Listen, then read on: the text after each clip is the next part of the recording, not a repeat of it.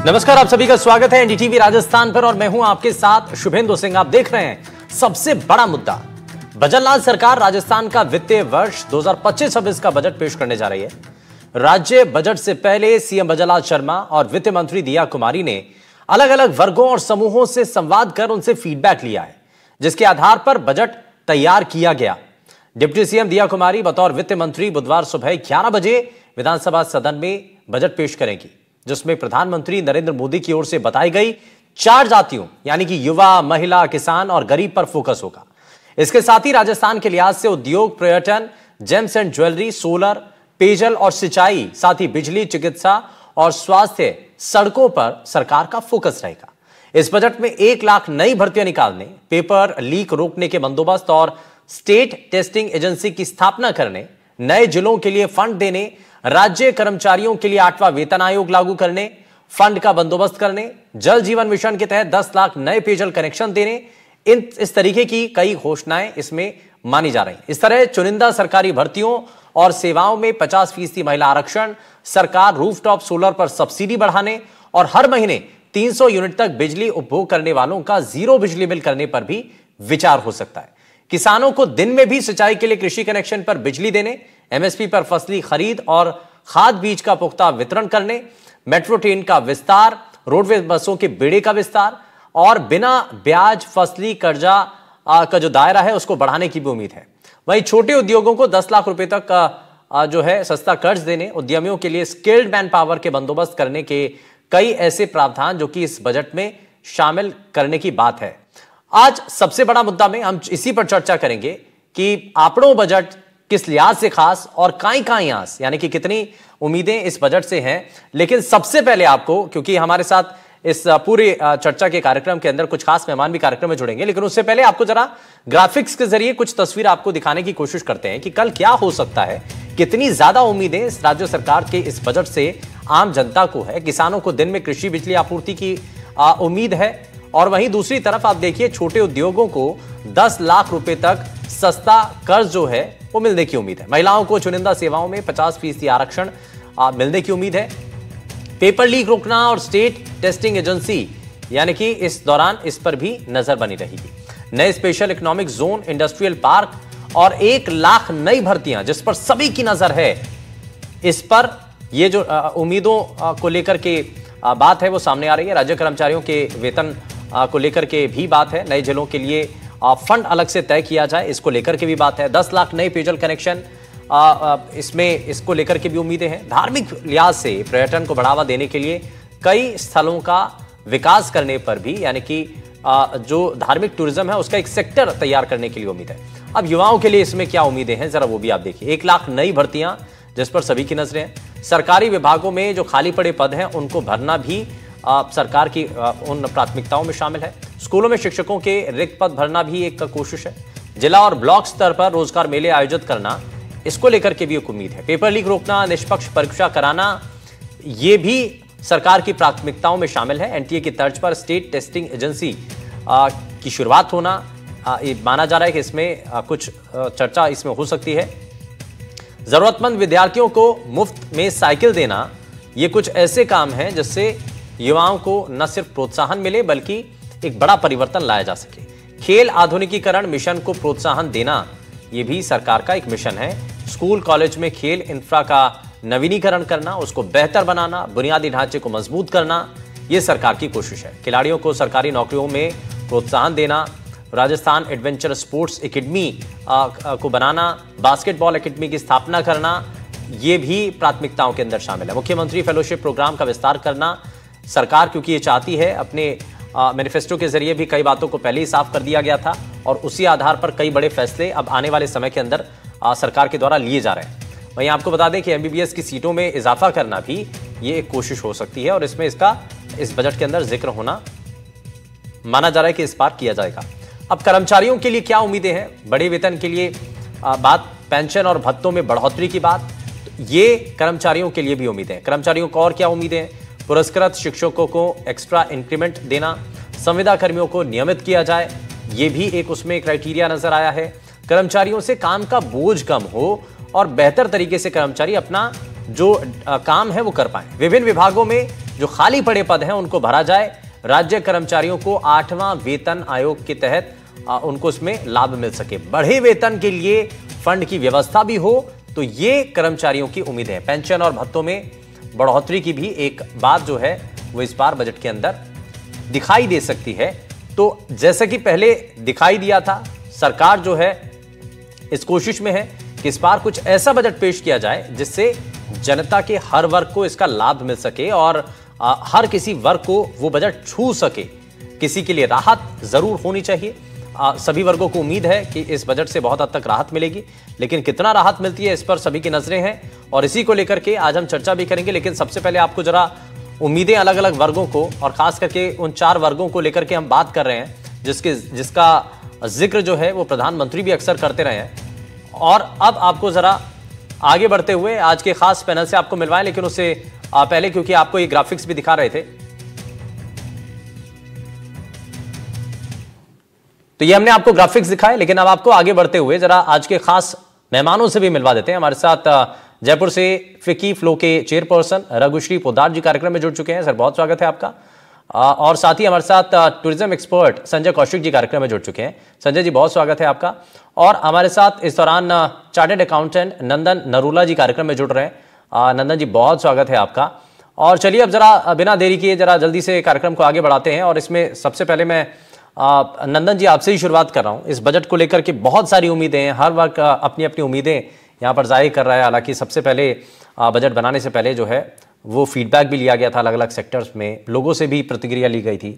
आपको इस बजट में क्या उम्मीदें लग रही हैं और क्या कल होने की संभावना आपको नजर आती है? देखिए, अगर हम कुछ पूर्व बजट्स का आकलन करें जो सरकार के द्वारा पिछले 2-3 वर्षों में आए हैं, तो एक समस्या कई बार देखने को मिलती है कि सरकार बजट में बहुत सारे सेक्टर्स को फंड्स एलोकेट कर देती है, लेकिन फंड्स अनयूटिलाइज रह जाते हैं, जिस बारे में लोग कई बार बात नहीं करते हैं। अगर हम पूर्व के रिकॉर्ड चेक करें तो चाहे एग्रीकल्चर सेक्टर हो, एनर्जी सेक्टर हो, रोड ट्रांसपोर्टेशन, अर्बनाइजेशन, सरकार ने बहुत सारे फंड्स एलोकेट करे लेकिन वो अनयूटिलाइज रह गए। तो एक अपेक्षा रहेगी किसी भी इकोनॉमिस्ट की, कोई व्यक्ति जो फाइनेंस समझता है, कि सरकार जो भी एलोकेशन करे ये सुनिश्चित भी करे कि वो एलोकेटेड पैसा इस वित्तीय वर्ष में इस्तेमाल हो सके, जिस भी मत में उसको एलोकेट किया गया है वहां पे इस्तेमाल हो सके। दूसरी एक अपेक्षा ये रहेगी कि सरकार के जो कमिटेड एक्सपेंडिचर है वो ब्याज में बहुत ज्यादा बढ़ गए हैं। सैलरी और पेंशन के अलावा सरकार ने लोन बहुत ज्यादा लेके रखा है, तो ब्याज का फिक्स्ड एक्सपेंडिचर जो है हर साल का वो काफी ज्यादा हो गया है। काफी ज्यादा से मेरा मतलब है वो पेंशन से भी ऊपर जा चुका है पिछले 2 सालों को अगर हम आकलन करें। तो हमारी उम्मीद ये रहेगी कि सरकार अपने रेवेन्यू के जो सोर्स है, या तो टैक्स कलेक्शन के माध्यम से या सेंटर से जो स्टेट गवर्नमेंट के पास जो शेयर आता है रेवेन्यू का, जीएसटी के रूप में, स्टैंप ड्यूटी के रूप में, या कुछ और नए तरीके ढूंढे रेवेन्यू बढ़ाने के, ताकि हमें बाहर से कर्जे कम लेने पड़े और हमारे राजस्थान की वित्तीय स्थिति जो है वो बहुत जल्दी सुधर सके, उससे विकास में भी गति मिलेगी। ठीक है, यानी कि हमें नए सोर्सेज की तरफ अब ध्यान बढ़ाने की जरूरत है। और इसमें रघुश्री जी, आपको क्या नजर आता है कि अगर हम रेवेन्यू के नए सोर्सेज तलाशने की कोशिश कर रहे हैं तो उसमें क्या शामिल हो सकता है? क्योंकि कई असीम संभावनाएं अभी भी राजस्थान में नजर आती हैं। टूरिज्म का सेक्टर बहुत बड़ा है, बहुत व्यापक है और इस पर बहुत ज्यादा फोकस भी किया जा रहा है। आपको लगता है इस पर काम करने की जरूरत है? हाँ, टूरिज्म देखिए, आप देखिए राजस्थान की जो हमारी धरोहर है, जो सांस्कृतिक है, जिसको हम बोलते हैं पैलेस का जो गढ़ है, और डिफरेंट हमारे जो कल्चरल डांसेस, आप अगर देखिए फोक डांस से लेकर आप सारे किलों को देखिए, तो ये सब चीजें टूरिज्म की तरफ अट्रैक्शन है। टेक्सटाइल इंडस्ट्री, जो लोग यहाँ पे खरीदने आते हैं, चाहे वो लोकल विवाह के उपलक्ष्य में आए, चाहे वो विदेश का टूरिज्म हो। अब इसके लिए हमें 4 चीजें बड़ी इंपॉर्टेंट है कि आपको इंफ्रास्ट्रक्चर यानी लॉजिस्टिक्स बहुत अच्छे से बढ़ाना पड़ेगा। आपको कनेक्टिविटी छोटे छोटे गांवों तक, कस्बों तक, जहाँ छोटे छोटे ठिकाने हैं, छोटे छोटे पैलेसेस हैं, वहां तक भी पहुंचाने के लिए रेलवे लाइन, इलेक्ट्रिसिटी, सोलर का इतना अच्छा माध्यम है हमारे में, तो क्यों नहीं हम बिजली भी स्वयं हर जगह solar panels, zero carbon hotels बनाए जाएं और वहां पे सोलर की एनर्जी से मिला जाए। तो आपके और भी इस तरह से करने से आपको रेवेन्यू पे भी जनरेशन होगा। फिर अगर आप देखिए कि टूरिज्म में होटल लाइन जो आप देखेंगे कि इस तरह से उनके रूम्स की रेट बढ़ गई है because of the wedding tourism. अगर हम उस पर कंट्रोल नहीं करेंगे तो जो एक्चुअल टूरिज्म है उस पर बहुत बहुत आने वाले टाइम के अंदर संकट आएगा। तो ये 4-5 चीजों को रखकर हमें बहुत देखना चाहिए और आपको जरूर सोचना चाहिए कि इंफ्रास्ट्रक्चर, रोडवेज एंड कुछ ट्रेन्स ऐसी चलानी चाहिए कि कनेक्टिविटी टू जैसलमेर, जिसको हम थार बोलते हैं राजस्थान का, वहां तक पहुंचे। और क्यों नहीं हम इसे एक बहुत बड़ा थार जो एरिया है उसको हम बहुत अच्छा टूरिज्म सेक्टर में ले जा सकते हैं। ठीक है, और इसको जो है बुनियादी रूप से सबसे पहले मजबूत करने की जरूरत है। लेकिन इसमें रघुऋषि जी एक बात आपने कही कि भाई हम इसमें इंफ्रा को पहले मजबूत करें और सोलर पैनल की व्यवस्था, क्योंकि राजस्थान में इतनी ज़्यादा अगर सूरज की रोशनी आती है तो इसका सदुपयोग भी किया जाए। तो रूफटॉप सोलर को लेकर के क्योंकि अब सरकार की एक और योजना भी है कि भाई 300 यूनिट तक बिजली फ्री, ये भी कहा जा रहा है कि भाई इस बार कुछ इस पर भी कोई बड़ा फैसला हो सकता है। तो अगर हर घर को सोलर पैनल युक्त कर दिया जाए तो इससे बहुत हद तक लोगों की जो बिजली संकट की परेशानी है वो अपने आप कम हो जाएंगी। इसमें इस सेक्टर के अंदर आने में क्या और इसको डेवलप करने के लिए जरूरत है या इसमें सरकार का इनिशिएट होने की जरूरत है ताकि सब्सिडी के तहत लोग इसमें थोड़ा सा बढ़ चढ़ करके हिस्सा लें? मैं समझती हूँ कि ये आज एक बहुत ही अच्छा सिस्टम है सोलर एनर्जी का। सबसे पहले सरकारी स्कूलों में इसे लगाया जाए जिससे उनको फ्री में बिजली मिले। बिजली मिलेगी तो आप वहां पे डिजिटल कंप्यूटर सेट कर पाएंगे। जयपुर के आसपास जितने कस्बे हैं वहां पे बिजली नहीं है सरकारी स्कूलों में, जिसके कारण बच्चे गर्मियों में तो आते ही नहीं है और न उन्हें डिजिटल नॉलेज होती है। तो स्कूलों से शुरुआत करते हुए घरों तक, फिर किसानों तक जिनको बोरिंग में से पानी भी निकालना पड़ रहा है बोरवेल से, या उनको बिजली से पानी नहीं आ रहा है, तो वो क्यों न उनको इन्वर्टर की तरह से उनको दिया जाए। तो ये बहुत ही इंपॉर्टेंट है कि इस किसानों के लिए, स्कूल स्टूडेंट्स यानी स्कूलों के लिए और घरों के लिए इसको सब्सिडाइज करके सोलर पैनल्स को दिया जाए, इसके ऊपर काम किया जाए, इसकी अवेयरनेस बढ़ाई जाए और उसे आप देखिए कि बहुत ज्यादा सशक्तिकरण हो जाएगा। ठीक है, यानी कि सोलर पैनल के इस सेक्टर को हमें और ज़्यादा ग्रूम करने की ज़रूरत है, हमें इसमें एक इनिशिएट लेने की ज़रूरत है, हमें लोगों को प्रोत्साहित करने की ज़रूरत है।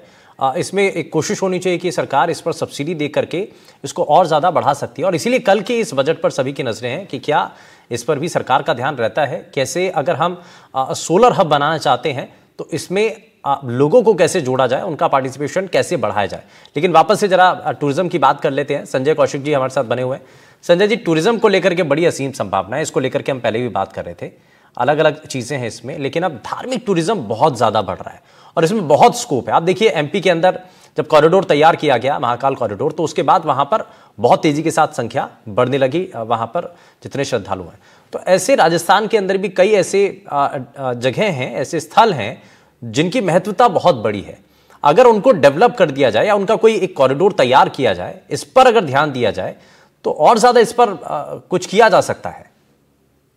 बिल्कुल शुभेंदु, थैंक यू, और एनडीटीवी का शुक्रिया कि आप इतने क्या शाम से मैं देख रहा हूं आपके बजट की बातें चल रही है और हर साल मैं देखता हूं कि बड़ा गर्मजोशी से आप उस पर चर्चा करते हैं। Thank you so much. अभी आपने बताया कि ये जो क्या रिलीजियस टूरिज्म जिसको कह सकते हैं, तो हमारे यहाँ पे अभी ऑलरेडी इनकी बातें चल रही है। जयपुर के पास ही खाटू श्याम जी का एक बड़ा कॉरिडोर बनने की है, उधर पुष्कर के लिए बहुत बड़ा वो चल रहा है, नाथ द्वारा के लिए एक प्रोजेक्ट की अभी बात सुनी थी मैं थोड़ी देर पहले। तो रिलीजियस टूरिज्म राजस्थान की एक लाइफलाइन है।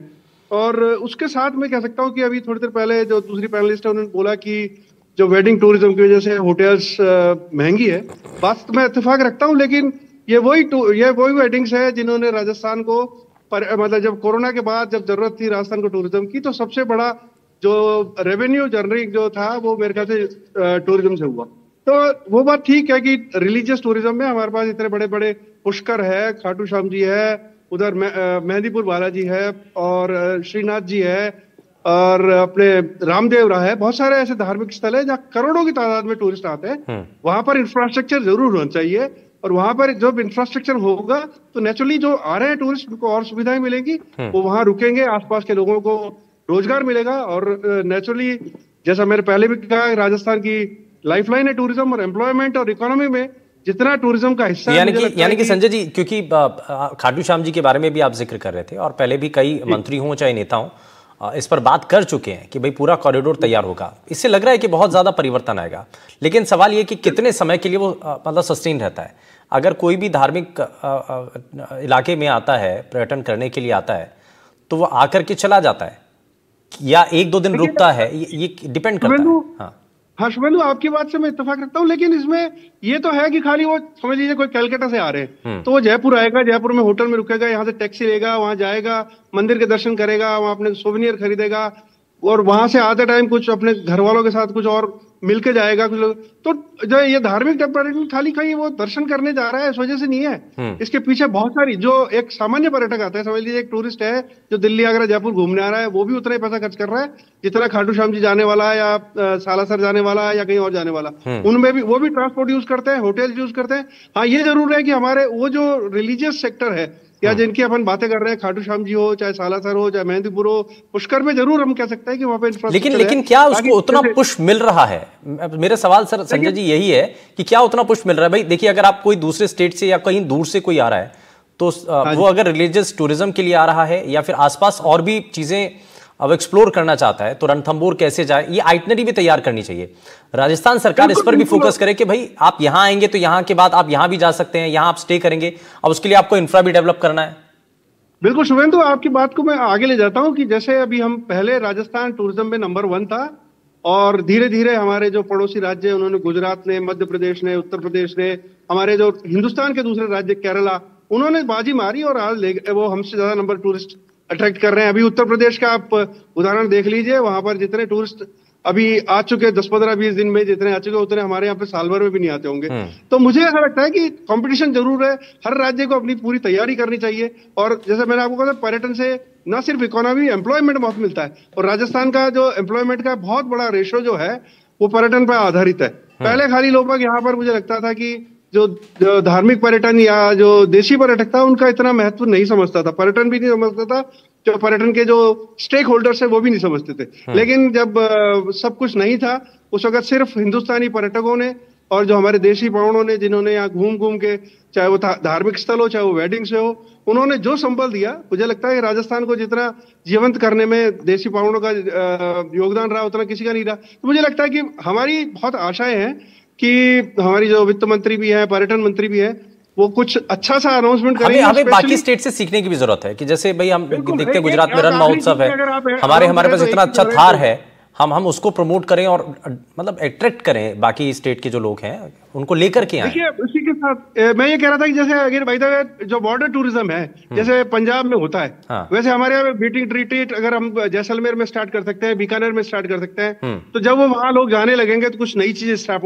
होगी। फिर एक चीज बड़ी इंपॉर्टेंट है कि राजस्थान इतना बड़ा राज्य है, इतना बड़ा इकोनॉमिक मतलब सोर्स है टूरिज्म, लेकिन यहाँ पर फिर भी जो अंतरराष्ट्रीय हवाई अड्डे के नाम पर सिर्फ जयपुर है। हाँ। और जबकि हमसे छोटे राज्य है केरला समझ लीजिए, वहां हमसे ज्यादा टूरिज्म इंटरनेशनल टूरिस्ट एयरपोर्ट है। हाँ। तो मुझे लगता है कि मेरे को लगता है कि अगले जो आने वाला जो बजट है उसमें इनका प्रावधान किया जाएगा, जिससे जो हमारी उड़ान योजना का भी हमको राजस्थान को और जो छोटी जगह बीकानेर है, कोटा है, वहां जाने के लिए टूरिस्टों को नंबर मिलेगा। हाँ। तो वहां पे जब लोगों के पास जिनका समय कम होता है वो वहां पहुंच सकेंगे और ये एक नया आयाम स्थापित कर सकते हैं। बिल्कुल। और इसमें मैं जरा रघुश्री जी को भी जोड़ लेता हूं इसमें। रघुश्री जी, अब क्योंकि हम ये तो देख रहे हैं कि भाई लोग आ रहे हैं, लेकिन आकर के कितने दिन रुक रहे हैं? भाई ठीक है, अगर थार आए तो थार में आकर के 2 दिन अगर उन्होंने स्टे किया तो उसके बाद हम उनको ये भी बताएं कि थार के बाद आप कहाँ और जा सकते हैं, आप पोखरण जाएंगे या आगे कहीं आप बढ़ सकते हैं। तो ये पूरा आपको एक आइटनरी सेट करके बताना पड़ेगा और आगे के रूट भी आपको बताने पड़ेंगे, वहां पर इंफ्रा भी डेवलप करना पड़ेगा। इसमें कुछ जोड़ना चाहिए आप? जरूर इनको एक ऐप लगाना चाहिए। जैसे पहले किताब आती थी लोनली प्लैनेट, उसी तरह इनको कलरफुल या रंगीलो राजस्थान करके उसको सारी भाषाओं में डालना चाहिए। Spanish, Italian, Russian, Indian and even India की जितनी सब रीजनल लैंग्वेजेस हैं उनको इस तरह का ऐप तैयार करके डिफरेंट भाषाओं में उसमें डिफरेंट आइटनरीज विद पैकेजेस करनी चाहिए। और सरकार को कुछ कैंप्स एंड टेंट्स भी, जो हमारा जो सीजनल टाइम है अक्टूबर से लेकर मार्च तक, इनको कुछ प्रकार के कैंप्स भी लगाने चाहिए जो कि हर बजट के लिए हो। क्योंकि अगर आप सोचें कि हम सिर्फ हाई एंड टूरिज्म अट्रैक्ट कर रहे हैं बड़े बड़े पैलेसेस के अंदर, तो वो एक छोटा सेक्टर रहेगा। तो सरकार को टूरिज्म के अंदर हर बजट से लेकर लोगों के लिए कैंपिंग फॉर दोज मंथ्स, उनके लिए टूरिज्म, और हर भाषाओं में ताकि लोग वहां पे पहुंच पाए, और सड़कों का निर्माण और सड़कों पे सुविधाएं जिसको हम बोलते हैं तरह तरह के अच्छे शौचालय और फूड जॉइंट्स को आप दीजिए। जैसे जयपुर दिल्ली के हाईवे पे आप देखेंगे कि किस प्रकार से फूड जॉइंट्स हैं, तो उस तरह की सुविधाएं जयपुर बीकानेर हाईवे, तो ये सारी चीजों को उनको ही करनी चाहिए। और आप अगर देखेंगे जयपुर अजमेर हाईवे का तो बहुत ही बुरा मतलब वो तो ऐसा लगता है कि आप सिटी की रोड पे चल रहे हैं।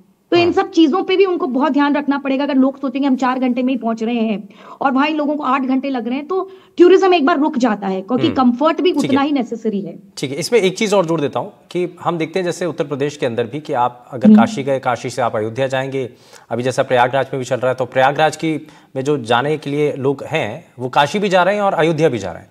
तो एक ही जगह नहीं बल्कि उनका आइटनरी सेट है कि उनको कहाँ कहाँ और जाना है ना। तो ऐसा ही हम अगर अपना खाटू श्याम जी के लिए देख लें, खाटू श्याम जी अगर जाते हैं तो सालासर धाम भी कुछ लोग जाते हैं, लेकिन अब पता नहीं है और हमने शायद उतना प्रमोट नहीं किया अभी तक, तो हमें उस रूट को भी सेट करना पड़ेगा, है ना, और डेवलप करनी पड़ेंगी चीजें। हाँ जी,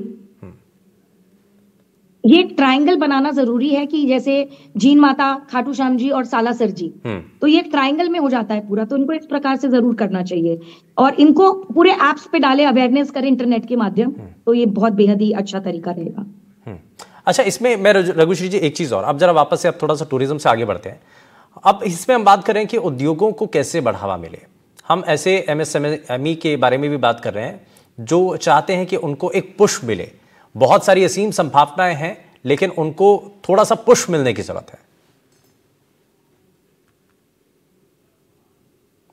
देखिए, ये तो बहुत ही इंपॉर्टेंट बात है कि सबसे पहले MSME सेक्टर ही राजस्थान की नींव है। हमारे यहाँ पे इंडस्ट्रीज ही टेक्सटाइल से, ज्वेलरी से लेकर कारपेट इंडस्ट्री और टूरिज्म इंडस्ट्री, तो MSME से जो जुड़ी चीजें हैं, हैंडीक्राफ्ट्स हैं, मार्बल, ब्लू पॉटरी, तो क्यों नहीं सरकार इन सब के ऊपर, जैसे वन प्रोडक्ट वन डिस्ट्रिक्ट किया है, तो MSME इसमें आगे बढ़े और अपैरल पार्क्स जैसे बनाए कि हैंडीक्राफ्ट पार्क, अपैरल पार्क, इस तरह की उनको इंडस्ट्रियल जोन्स बनाने चाहिए और उससे रिक्वायर्ड इंफ्रास्ट्रक्चर, जैसे आप स्मार्ट सिटी बनाते हैं वैसे स्मार्ट इंडस्ट्रियल MSME पार्क्स उनको बनाने चाहिए।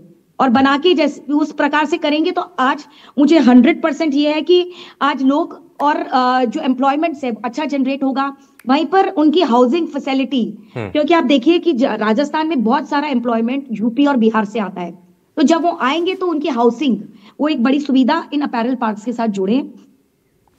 और आप देखिए यहाँ पे बहुत बंगाल का कारीगर है जो ज्वेलरी सेक्टर में जुड़ा हुआ है, यूपी बिहार का अपैरल में है, तो राजस्थान ने एक तरह से बहुत सारा लेबर इंपोर्ट कर रखा है, तो उसको पार्क्स की सुविधा में इनको काम दे, क्योंकि कला तो हमारे पास है पर मैन पावर हमें अच्छे से अरेंज करके MSME को डेवलप करनी चाहिए इस तरह के पार्क्स। ठीक है, तो ये एक सुझाव भी है कि हमें MSME को कैसे मजबूत करना है, कैसे उनको आगे बढ़ाने के लिए उनके बारे में विचार करने की जरूरत है। ये कुछ हमने बातों को यहाँ डिस्कस किया है, खास करके टूरिज्म सेक्टर को कैसे बढ़ावा मिलना चाहिए, क्योंकि यहाँ राजस्थान के अंदर इसकी असीम संभावना है। इस पर हमने बात की संजय जी से, रघुश्री जी से, दोनों का बहुत शुक्रिया, आप जुड़े हमारे साथ। और ये जो सेशन है वो आगे भी जारी रहेंगे क्योंकि चर्चा अभी भी बनी हुई है। और इस बीच हमारे साथ हमारे जो एक और मेहमान है नंदन जी, वो लगातार हमारे साथ बने हुए हैं। एक छोटे से ब्रेक के लिए यहाँ पर रुक रहे हैं, लेकिन कल बजट में क्या होने की संभावनाएं हैं, क्या चीजें बजट के अंदर दिखाई दे सकती हैं, उसको लेकर के क्या गट फीलिंग लोगों की नजर आती हैं, कितनी बड़ी बातें इसमें दिखाई देंगी, उन सभी चीजों को लेकर के हम चर्चा करेंगे, लेकिन छोटे से ब्रेक के बाद।